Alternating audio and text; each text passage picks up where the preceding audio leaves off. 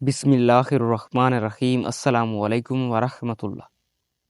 ارشاد باری تعالیٰ ہے، اے ایمان والو تم پر روزے فرض کیے گئے ہیں جیسے تم سے پہلے لوگوں پر فرض کیے گئے تھے تاکہ تم پرہیزگار بن جاؤ۔ محترم ناظرین، اس ویڈیو میں بتایا جائے گا کہ وہ کون سے 9 لوگ ہیں کہ اگر وہ روزہ نہ رکھیں تو انہیں کچھ بھی گناہ نہیں ہوگا، یعنی کہ ان 9 لوگوں کو رمضان کے مہینے میں روزہ نہ رکھنے پر چھوٹ ہے۔ ہر مسلمان مرد اور عورت جو بالغ ہو اور اپنے ہوش و حواس میں ہو، اس پر رمضان کے روزے فرض ہیں، یعنی کہ اس کے لیے پورے مہینے کے روزے رکھنا ضروری ہے، اور اگر وہ ان کی فرضیت کا انکار کرتا ہے تو وہ کافر ہے اور بلا وجہ روزہ چھوڑنا گناہ بھی ہے۔ لیکن کیا آپ جانتے ہیں کہ 9 لوگ ایسے بھی ہیں جنہیں رمضان کے مہینے میں روزہ نہ رکھنے کی چھوٹ ہے؟ یہ 9 لوگ رمضان کے مہینے میں روزے چھوڑ سکتے ہیں۔ نمبر 1، بیمار آدمی۔ سب سے پہلا انسان جو روزہ چھوڑ سکتا ہے وہ بیمار آدمی ہے۔ جو انسان سخت بیمار ہے تو ایسے انسان کے لیے روزہ نہ رکھنے کی چھوٹ ہے۔ اگر ایسا بیمار آدمی روزہ نہیں رکھتا ہے تو اس پر کچھ گناہ نہیں۔ اب یہ بھی جان لیجئے کہ ایسی کون سی بیماری ہے کہ جس میں روزہ نہ رکھنے کی چھوٹ ہے۔ ہم آپ کو بتاتے ہیں کہ یہاں پر ان بیماریوں کی بات نہیں ہو رہی جو کہ عام طور پر نارمل لوگوں کو ہوتی ہیں، جیسا کہ اگر کسی کے سر میں درد ہو گیا، گھٹنے میں درد ہو گیا، کسی کو سردی یا زکام لگ گیا اور اس پر اس نے روزہ چھوڑ دیا تو ایسا کرنا بالکل بھی جائز نہیں ہے۔ یہاں پر بیماریوں سے مراد ایسی بیماری ہے جس میں انسان کی جان جانے کا خطرہ ہوتا ہے۔ اگر آپ کو لگتا ہے کہ روزہ رکھنے سے آپ کی بیماری اور زیادہ بڑھ جائے گی تو ایسی صورت میں رمضان کے مہینے میں روزہ چھوڑنا جائز ہے، لیکن چھوٹی موٹی بیماریوں میں روزہ چھوڑنا جائز نہیں ہے۔ اب یہاں پر اگر کسی نے بیماری کی وجہ سے روزے چھوڑ دیے ہیں تو وہ یاد رکھے کہ اسے ان روزوں کو بعد میں رکھنا پڑے گا جب اس کی بیماری دور ہو جائے گی۔ نمبر 2، حاملہ عورت، یعنی کہ جس کے پیٹ میں بچہ ہو۔ اگر ایسی عورت ہو اور روزہ رکھنے پر اس کو اور اس کے بچے کو جان کا خطرہ ہو تو ایسی عورت بھی رمضان کے مہینے میں روزے چھوڑ سکتی ہے، اس پر بھی کوئی گناہ نہیں ہوگا۔ لیکن یاد رہے کہ ایسی عورت بھی اپنے چھوڑے ہوئے روزے بعد میں رکھے، یعنی کہ جب اس کی صحت ٹھیک ہو جائے تو اسے بھی اپنے چھوڑے ہوئے روزوں کو رکھنا ہوگا۔ اور اگر کوئی حاملہ عورت ہے اور اس کا ماہر ڈاکٹر اسے یہ کہہ دے کہ روزہ رکھنے سے اس کی یا اس کے بچے کی جان جانے کا کوئی خطرہ نہیں ہے تو ایسی عورت کے لیے روزہ رکھنا ضروری ہوگا۔ نمبر 3، زیادہ بڑھاپا ہونا، یعنی تیسرا شخص وہ ہے جو اپنی عمر کے آخری پڑاؤ میں پہنچ جائے، یعنی کوئی شخص بہت زیادہ بوڑھا ہو گیا ہو۔ تو اگر کوئی ایسا شخص ہے جو اپنے بڑھاپے کی وجہ سے اپنی جگہ سے اٹھ بھی نہیں سکتا ہے، بیٹھ بھی نہیں سکتا ہے، اور وہ اپنے بڑھاپے کی وجہ سے اتنا کمزور ہو گیا ہے کہ اس میں روزہ رکھنے کی بالکل بھی طاقت نہیں ہے، تو ایسا شخص بھی اگر رمضان کے مہینے میں روزے نہیں رکھے گا تو اس پر بھی کوئی گناہ نہیں ہوگا۔ تو ایسے بوڑھے شخص کے لیے بھی روزہ چھوڑنا جائز ہے، لیکن یاد رہے کہ ایسے شخص کے لیے بھی فدیہ ادا کرنا ضروری ہے۔ فدیہ یہ ہے کہ ہر ایک روزے کے بدلے ایک مسکین کو دونوں ٹائم پیٹ بھر کر کھانا کھلائیں۔ اگر کوئی شخص اپنے بڑھاپے کی وجہ سے اتنا کمزور ہو گیا ہے کہ اسے اپنے ٹھیک اور صحت مند ہونے کی کوئی امید نہیں ہے تو اس کے لیے روزے معاف ہیں، لیکن اسے بھی اپنے ہر روزے کے بدلے میں فدیہ دینا پڑے گا۔ نمبر 4، دودھ پلانے والی عورت۔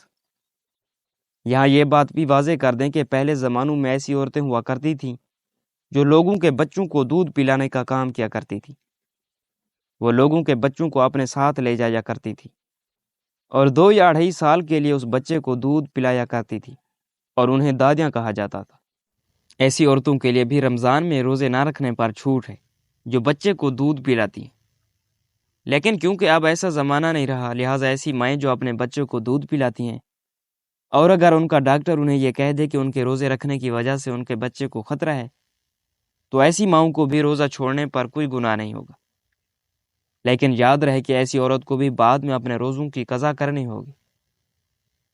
نمبر 5، پاگل یا دیوانہ شخص، یعنی 5واں شخص وہ ہے جس کا ذہنی توازن خراب ہو چکا ہو اور وہ پاگل یا دیوانہ ہو چکا ہو اور جو اپنے آپے سے باہر ہو چکا ہو تو ایسے لوگوں کو بھی روزہ چھوڑنا جائز ہے۔ یعنی کہ اگر ایسا شخص بھی روزہ نہ رکھے تو اس پر بھی کوئی گناہ نہیں ہوگا۔ نمبر 6، حیض و نفاس والی عورتیں، یعنی ایسی عورتیں جن کے ماہانہ پیریڈ چل رہے ہوں، وہ حیض والی عورتیں ہیں۔ اور ایسی عورتیں جنہوں نے بچے کو جنم دیا ہو اور ابھی تک ان کا خون نکلنا بند نہ ہوا ہو، تو ایسی عورتوں کو نفاس والی عورتیں کہتے ہیں۔ یہاں پر ایسی عورتوں کا بھی روزہ رکھنا جائز نہیں ہے۔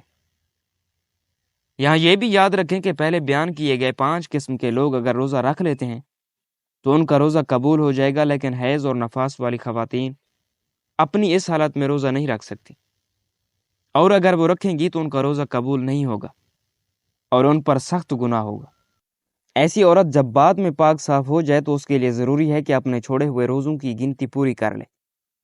نمبر 7، سفر پر ہونا، یعنی مسافر ہونا۔ تو ایسا انسان جو حالت سفر میں ہے تو اس کے لیے بھی روزہ نہ رکھنے کی چھوٹ ہے، اور روزہ نہ رکھنے پر اس کے لیے کچھ بھی گناہ نہیں ہوگا۔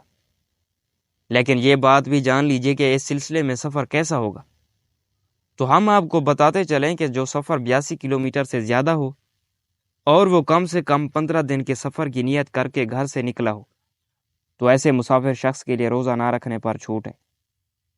لیکن جب اس کا سفر ختم ہو جائے تو پھر اس کے لیے روزہ رکھنا ضروری ہو جاتا ہے۔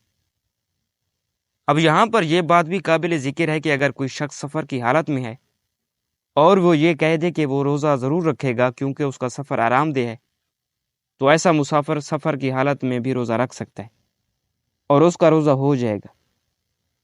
بس اگر سفر آسان ہے تو روزہ رکھ سکتا ہے، لیکن اگر روزہ نہ بھی رکھے تو اس پر کچھ گناہ نہیں۔ نمبر 8، ایسا شخص جس کی جان جانے کا خطرہ ہو، یعنی اگر کوئی شخص تلوار لے کر کسی کے پاس آ جائے اور یہ کہنے لگے کہ اگر تم روزہ رکھو گے تو میں تمہاری گردن اڑا دوں گا، یعنی تمہیں مار دوں گا، اور اسے اپنی جان کا خطرہ ہو، تو ایسے شخص کے لیے بھی روزہ نہ رکھنے کی چھوٹ ہے۔ لیکن یاد رہے کہ ایسے شخص کے لیے جب وہ ایسی صورتحال سے باہر نکل جائے اور اس کی جان کو کوئی خطرہ نہ ہو تو بعد میں اس پر اپنے چھوڑے ہوئے روزوں کی قضا لازم ہو جائے گی، اور اسے بعد میں اپنے وہ چھوڑے ہوئے روزے رکھنے پڑیں گے۔ نمبر 9، نابالغ بچہ، یعنی جیسا کہ ہم سب یہ بات جانتے ہیں کہ روزہ ہر بالغ انسان پر فرض ہے جو اپنے ہوش و حواس میں ہو، اس طرح روزہ نابالغ بچے پر فرض نہیں ہے۔ اگر کوئی نابالغ بچہ روزہ نہیں رکھتا تو اس پر کوئی گناہ نہیں ہوگا، لیکن اگر کوئی بچہ 10 سال کی عمر کو پہنچ جائے اور اس میں روزہ رکھنے کی طاقت آ جائے تو اس کو چاہیے کہ وہ روزے رکھنا شروع کر دے۔ اللہ تبارک و تعالیٰ سے دعا ہے کہ تمام مسلمانوں کو ماہ رمضان کے روزے رکھنے کی توفیق عطا فرمائے، آمین ثم آمین۔